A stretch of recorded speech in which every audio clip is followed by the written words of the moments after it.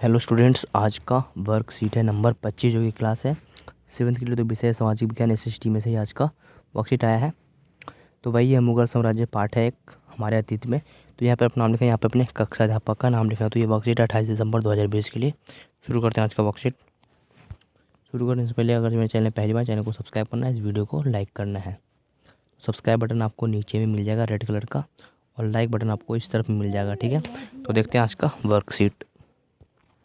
तो मुगल साम्राज्य, तो आज हम पढ़ेंगे जहांगीर के बारे में। तो हमने बाबर और एक और था उसके बारे में पढ़ चुके हैं। तो आज हम पढ़ेंगे जहांगीर के बारे में।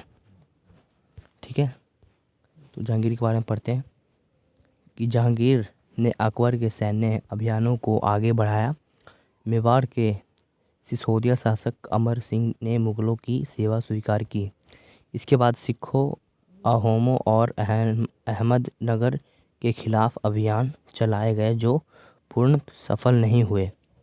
जहांगीर के शासक के अंतिम वर्षों में राजकुमार खुर्रम पे क्या है यहाँ पे, हाँ यहाँ पे खुर्रम है, जो बाद में सम्राट शाहजहां कहलाया, ने विद्रोह किया। तो जहांगीर ने चित्रकला को काफ़ी बढ़ावा दिया। जो है जहांगीर ने चित्रकला को बहुत बढ़ावा दिया।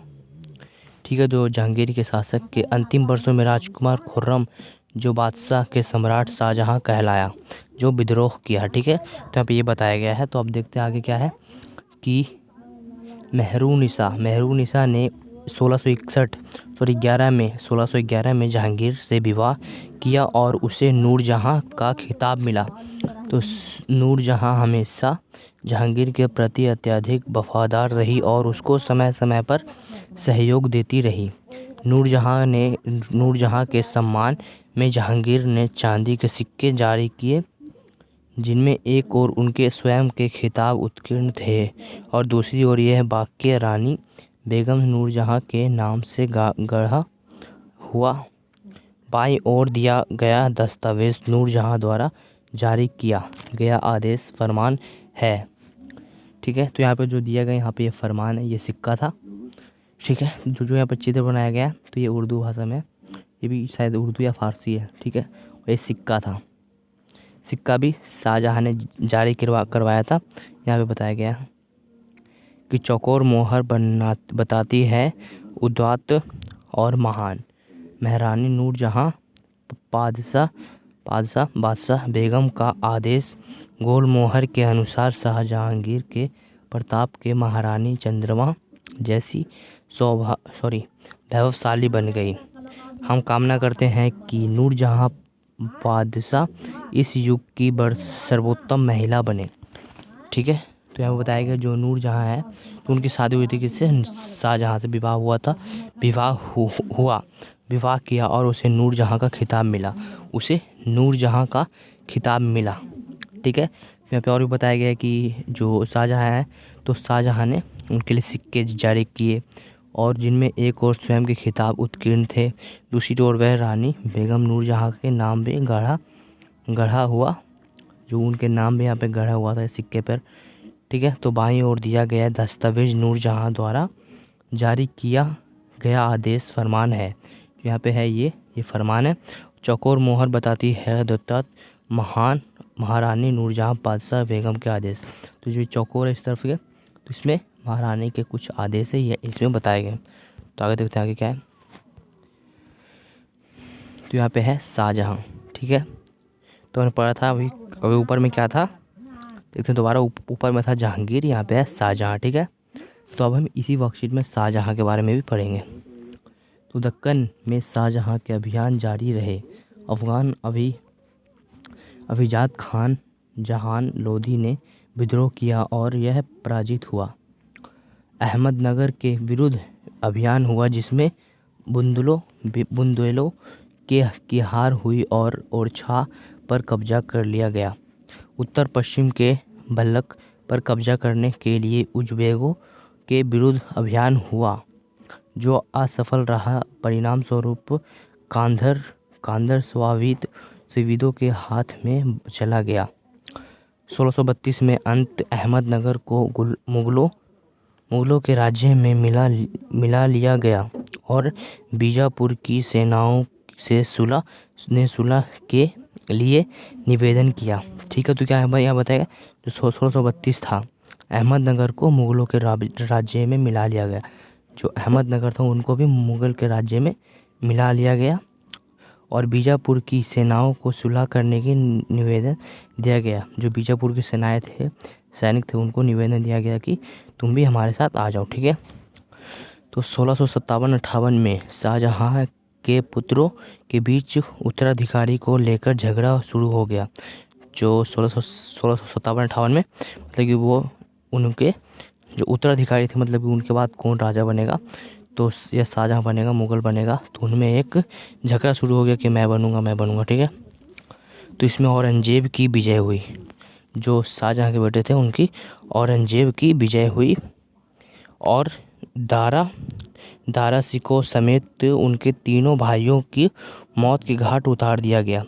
जो थे औरंगजेब थे, तो उनके 3 और भाई थे। ठीक है, तो उनको भी मौत के घाट उतार दिया गया।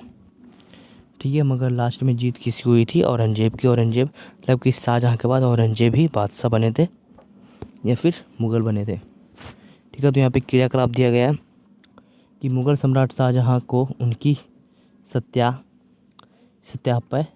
कला, इमारत व वास्तुकला की उपलब्धियों के लिए अत्यधिक याद किया जाता है।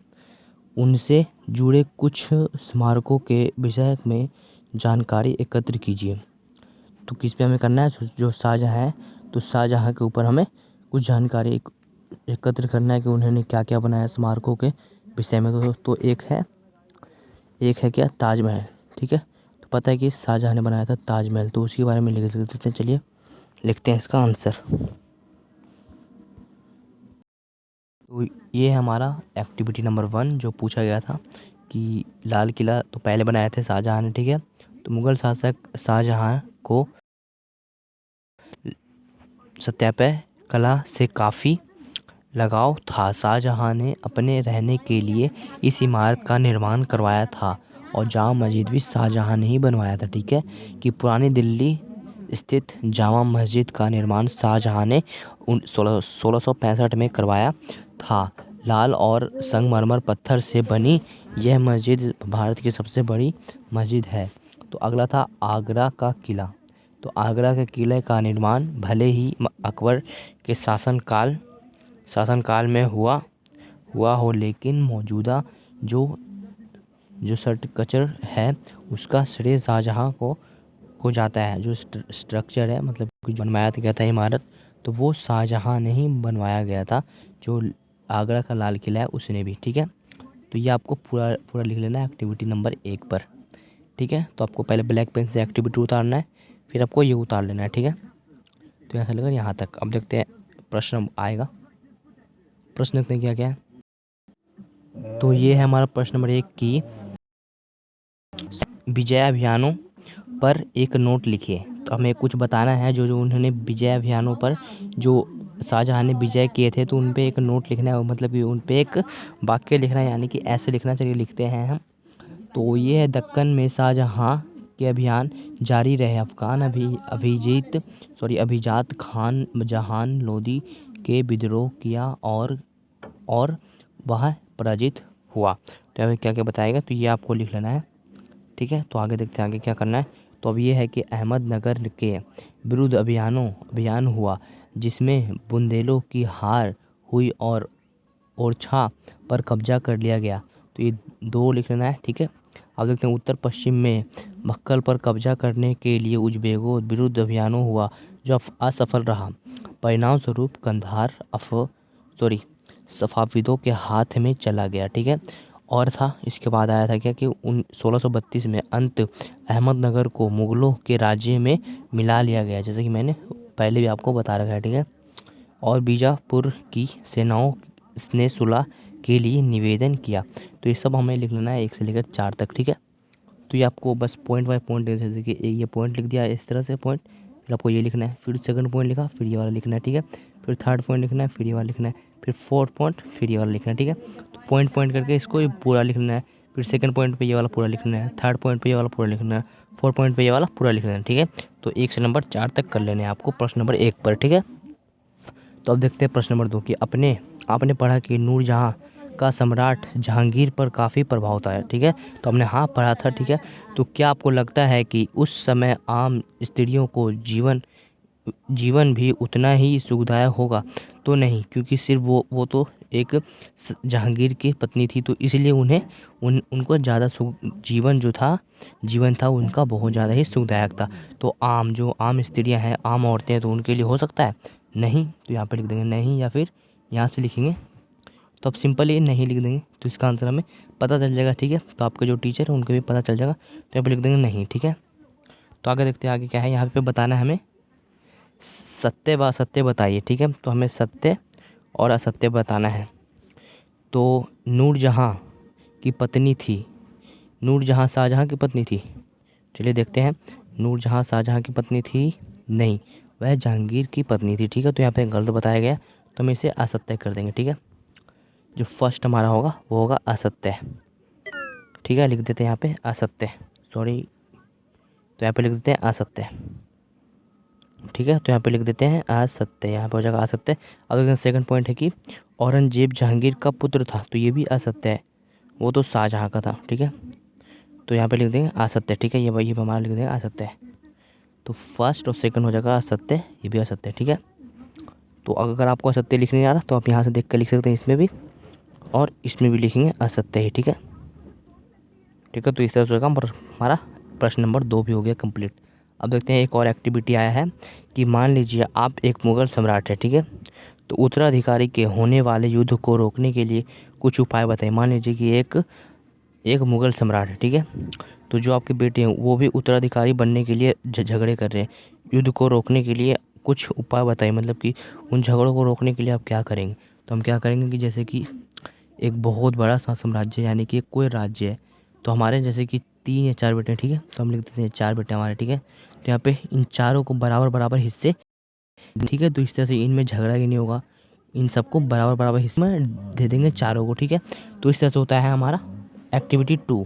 अब देखते हैं इसका आंसर क्या आप किस प्रकार लिखेंगे। तो ये हमारा क्रियाकलाप 2 की यहाँ पे लिखेंगे हम कि यदि मैं एक मुग़ल साम्राज्य यानी कि सम्राट होता, तो यहाँ पे सम्राट नहीं, यहाँ पे लिखेंगे सम्राट, ठीक है। तो गलत से लिखा गया था, यहाँ पे लिखेंगे सम्राट होता, तो उत्तराधिकारी के होने वाले युद्ध को रोकने के लिए मैं अपने साम्राज्य को अपने सभी पुत्रों में बराबर समान भागों में बांट देता, ठीक है। जिसकी मैंने बताया जैसे कि मेरे 4 पुत्र थे, ठीक है, मान लीजिए होंगे, ठीक है। तो उनको हम चारों भागों को सभी को बराबर बराबर दे देंगे, तो इसलिए तो किसी में युद्ध का नाम भी नहीं आएगा, ना युद्ध होगा, ठीक है। तो ये आपको लिख लेना है, जहाँ पे था साम्राज्य वहाँ पे लिखना है सम्राट, ठीक है। क्या लिखना है वहाँ पे लिखना है सम्राट, ठीक है, इस तरह से, ठीक है। सम्राट, ये गलत हो गया, यहाँ पे लिखना है सम्राट, ठीक है। तो आगे देखते हैं आगे क्या है वर्कशीट में। तो अब वर्कशीट में कोई क्वेश्चन नहीं है, तो अगर चैनल पहली बार, चैनल को सब्सक्राइब करना है, इस वीडियो को लाइक करना है, ठीक है। तो मिलते हैं अगले वर्कशीट, तब तक के लिए गुड बाय। जो असत्य था और जो सत्य बताना था, तो फर्स्ट में भी असत्य आता है और सेकंड में भी असत्य आएगा, ठीक है। तो इनमें भी असत्य आएगा, फर्स्ट में भी असत्य आएगा और सेकंड में भी असत्य आएगा, ठीक है। तो भी आपको लिख लेना है, ठीक है। तो मिलते हैं तब तक के लिए गुड बाय।